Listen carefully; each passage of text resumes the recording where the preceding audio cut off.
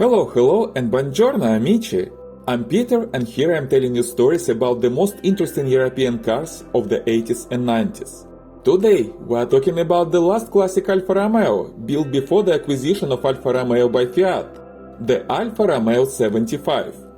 But before we start, don't forget to subscribe to my channel to never miss a new video. And if you already subscribed, thank you so much! Now let's get back to the car. The Alfa Romeo 75 was produced from 1985 to 1992.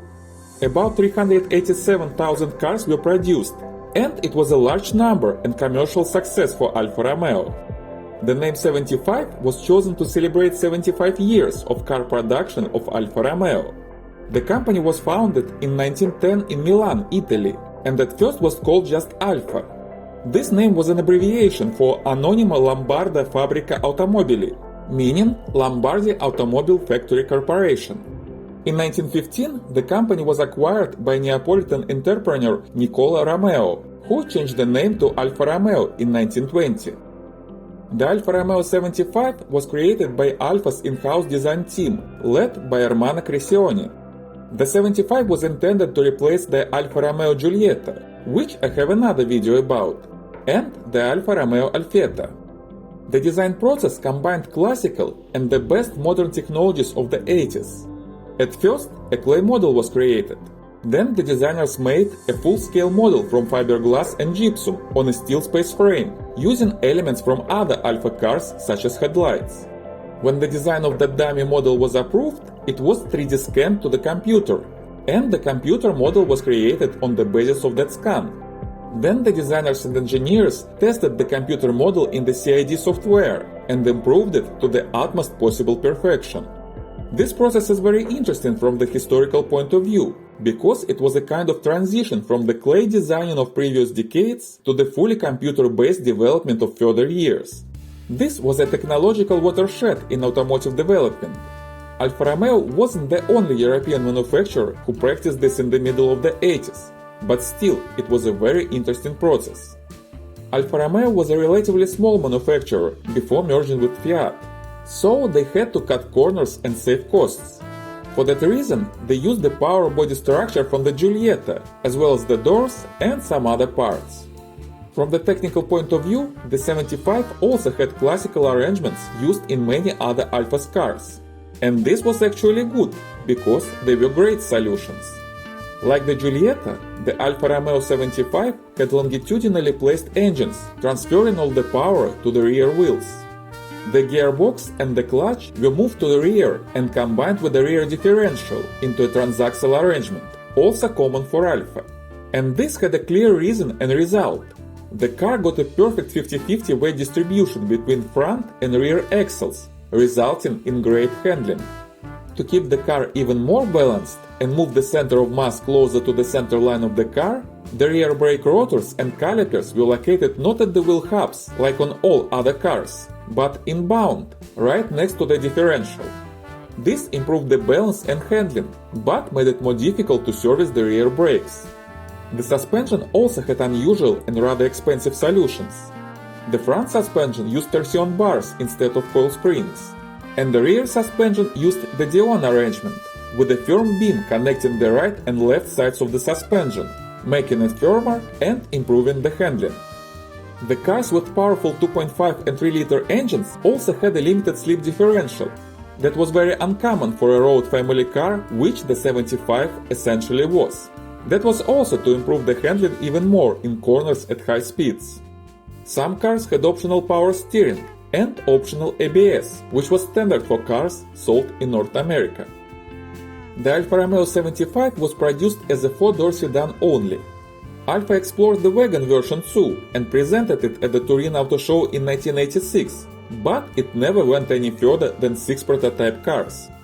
Like many other cars of the 80s, it had a wedge-like shape with sharp angles and straight lines. I know that many find the 75 a little ugly, particularly its rear part. But I personally like its sharp forms with distinct separation of the front, middle and rear parts, and the line of black moldings going around the car under the side windows. By the way, those moldings were used to hide the fact that the 75 used the same doors as the previous Giulietta. It gave the 75 a distinctive and sportive look and created its personal visual character and style. Another distinctive feature of the 75 were its headlights. Most cars of the 80s had either rectangular headlights or cut rectangular ones, with a shorter upper side and a longer bottom side. The headlights of the Alfa Romeo 75 were skewed in the wrong direction, with a longer upper side and a short bottom side. In 1988, the 75 received a facelift. The updates included revised bumpers, new side skirts, improved interior materials, and slight modifications to the dashboard and steering wheel. In North America, the 75 was sold under the name Alfa Romeo Milano. The car was rather significantly updated for the American market with its stricter regulations. The body structure was reinforced. Additional reinforcements were introduced for the trunk lid and doors, which made the doors thicker. The car received different bumpers with dampers, resistant to slow-speed collisions. The fuel tank was moved to a safer place behind the rear seats and enlarged. This added safety, but significantly decreased the trunk space. There was a different exhaust system, different upholstery, and many other small modifications. Most of American cars had standard air conditioner, power windows, and some additional options available, like power seats, automatic transmission, and cruise control. Starting from 1987, Alfa Romeo sold some top-trim cars with American specs in Europe too, under the name Alfa Romeo America in some countries. In other markets, the same cars had the name Quadrifoglio, with the iconic Alfa's 4-leaf clover on the badge. So the naming of trim levels for the 75 was a little tricky sometimes. For example, a 1.8-liter turbo car was sold as America in Europe, but under a different name in America itself. It was Milano Verde there. Inside, the car was relatively simply decorated, but comfortable enough both for family trips and for active driving. The dashboard had simple angled forms typical for the 80s and was made of firm plastic. It looked cheap and felt so untouched too. But actually the time resistance of plastic parts was very good, and dashboards of many cars look okay even today. All 75s were equipped with a built-in diagnostic computer Alfa Romeo Control, very advanced for that time. It notified the driver when any of the important car systems failed. The driving position was good and comfortable for most drivers. Tall drivers could feel a little tight in their knees, but compared to other Italian cars of that time, the sitting position was more natural and comfortable. The steering wheel was adjustable both up and down and back and forward. Even many luxury cars of that time didn't have that feature. The 75 had good seats both in the front and rear rows. All seats were comfortable and had good side support, even for the rear passengers. The rear seat was spacious with enough legroom even for tall passengers, and the sitting position was comfortable. The center tunnel on the floor was surprisingly low for a car with the transaxle. On other cars with this transmission arrangement, it was significantly taller. You can see it, for example, in my video about the Porsche 924. But the headroom was limited for rear passengers, and in car with an optional sunroof for the driver and the front passenger too. Top trim levels could have optional Recaro front seats, even more comfortable for active driving. The instrument cluster from the start looked very unusual, with many white lines on the scales. Too unusual for my taste, and it looked a little messy. Probably I'm not alone in my opinion, because the dials were replaced with more traditional ones at the facelift in 1988. Top-level cars had red scales and numbers, instead of white ones on regular cars. The 75 had several unusual and distinctive features inside. Let's start with the U-shaped parking brake lever, looking like a thrust control lever of an airplane. Another unusual feature, the glove box didn't open downward like on other cars. Instead, it slid backward like a drawer. The location of the front power windows control buttons was also unusual, on the console on the ceiling, next to the rear mirror. The buttons for the rear power windows, if the car was equipped with them, were in the rear part of the center console, behind the armrest. And one more interesting feature is in the climate control cluster. There is a diagram with several circles, and even some owners of the 75 don't know what it means. Apparently, it is the position of all climate control regulators recommended by Alfa for the window defogging. The trunk for European versions was spacious and convenient for all everyday needs. In the American version, the fuel tank significantly decreased that space, but still you had enough room for a couple of suitcases. The trunk opening was described by car journalists as too narrow, and it was located a little too high, but it was a common situation for many European sedans of that time. The Alfa Romeo 75 had many engine options. From the start, it had 3 carbureted gasoline inline 4-cylinder engines from 1.6 to 2 liters, and the power output from 109 to 126 horsepower. It also had a 2-liter 4-cylinder turbo diesel with 95 horsepower offered only for markets with left-side driving. The most powerful engine from the start was a 2.5-liter fuel-injected gasoline Busa V6 engine, producing 156 horsepower, a top speed of 210 km or 130 miles per hour, and 0 to 60 miles per hour in 8 seconds. In 1986, a 1.8-liter turbocharged 4-cylinder engine was added to the line with 155 horsepower, a top speed of 210 km or 130 miles per hour, and 0 to 60 in 7.7 seconds. It was the first factory-produced turbo car of Alfa Romeo. The previous turbo cars, for example Giulietta Turbo Delta, were upgraded versions by Auto Delta and were not made by Alfa.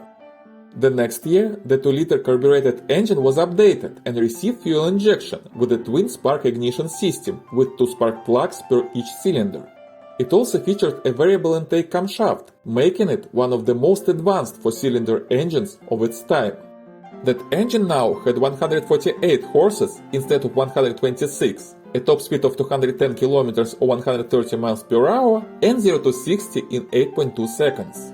Twin spark models had a distinctive body kit with a plastic skirt, wheel arch paddings, and rear spoilers, and were positioned as performance versions of the already performance-oriented 75. In the same 1987, another Busa V6 was added, but only for the American Milano version.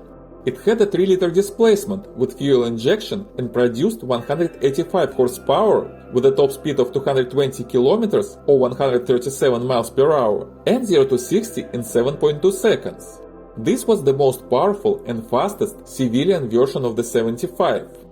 In 1988, the 1.6-liter engine received a catalytic converter that slightly decreased its output to 103 horses, and the 1.8-liter got the fuel injection and 2 additional horsepower.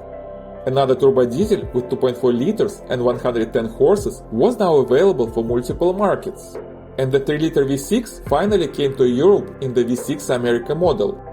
The 1990 brought another update for the 1.6-liter engine. Also, the 1.8-liter turbo engine got additional 10 horsepower, and the 3-liter V6 engine received a different fuel injection system that increased its power from 185 to 192 horny ponies. The chassis and the 3-liter V6 engines of the 75 were used by Fiat together with Zagata to build the coupe Alfa Romeo SZ and the roadster Alfa Romeo RZ in 1989. I already have a video about those cars on my channel. Don't forget to check it out. Alfa also built a racing car named the 75 Turbo Evoluzione in 1987 with the updated 1.8-liter turbo engine. They had to decrease the displacement a little to 1779 cc to meet the racing regulations, but this made the engine stronger and more durable to withstand additional power increasing measures. Officially, that car had 155 horsepower to meet the regulations, but tests showed that it actually produced over 200 horses. The official top speed was 215 km or 134 miles per hour, with 0 to 60 miles per hour in 7 seconds. Only 500 road-legal Turbo Evoluzione cars were produced for homologation purposes, and they were very different in handling from regular cars, but we'll talk about this later. The standard transmission option for all engines was a 5-speed manual gearbox. The gears were relatively short, so the driver had to switch to the higher gears rather quickly. But the actual gear ratio was different for different engines, and each engine gave the driver a little different driving experience accordingly. The gear changing process was satisfying, but not precisely sharp due to long linkages to the transaxle. Anyway, the transmission of the 75 was considered reliable and a good one. A 3-speed automatic transmission was an option, mostly for the American market. So, what made the Alfa Romeo 75 different from other family sedans of the 80s. Its sporty character and perfect handling. In addition to already mentioned ideal weight distribution, a great power-to-weight ratio thanks to the light weight of the car and respectable power output even in the smallest engines, and awesome suspension, the 75 also had sharp enough steering and effective brakes. Despite its rear-wheel drive nature, the car didn't have an excessive tendency to oversteer, at least with 4-cylinder naturally aspirated engines. The 6-cylinder versions were more aggressive and prone to slide the rear part in sharp corners, but this also was predictable and easily manageable for experienced drivers. All 75s except for the Turbo Evoluzione were very balanced, well-behaving, not intimidating, and perfectly handling cars. Of course, more powerful engines required more attention and skills from the driver to use their full potential. But in exchange, they gave you a huge lot of positive emotions from driving them, and even the weakest cars were not boring at all. The Alfa Romeo 75, like all Alfas of the 70s, 80s and to some extent 90s, was created for active driving and high speeds. But at the same time, also like many other Alfas, it was a convenient and comfortable car that you could easily use as your daily drive, be that in a large city full of traffic jams, on a highway, or in a small mountain village surrounded by serpentine roads. The same car could be very different in handling depending on your own mood and desires.